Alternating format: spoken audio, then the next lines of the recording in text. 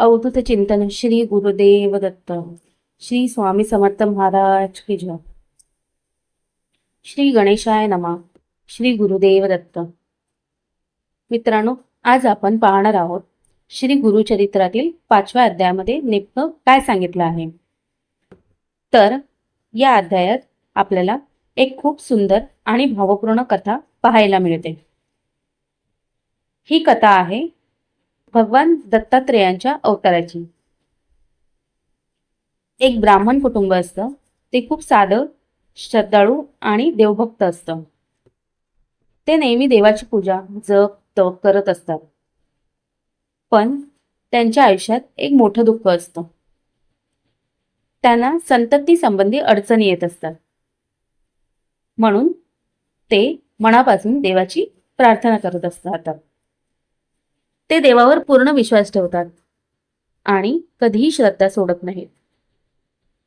आणि मग त्यांच्या या भक्तीवर प्रसन्न होऊन भगवान दत्तात्रेय त्यांच्यावर कृपा करतात आणि स्वतः त्यांच्या घरी अवतार घेतात। श्रीपाद श्रीवल्लभ म्हणून जन्म घेतात। लहानपणापासूनच श्रीपाद साधे मूल नसतात। त्यांच्यात एक वेगळंच तेज असतं। त्यांचं ज्ञान खूप विलक्षण असतं। ते लहान वयातच अशा गोष्टी बोलतात आणि करतात ज्या सामान्य माणसाला शक्य नाही। हळूहळू सगळ्यांना जाणवायला लागतं की हे साधे मूल नाही, हे दैवी अवतार आहे। त्यांच्या लीलांमुळे लोकांना आनंद मिळतो। त्यांच्या समस्या दूर होतात आणि लोकांचा देवावरचा विश्वास आणखी वाढतो। या सगळ्या कथेमधून आपल्याला एक मोठा संदेश मिळतो।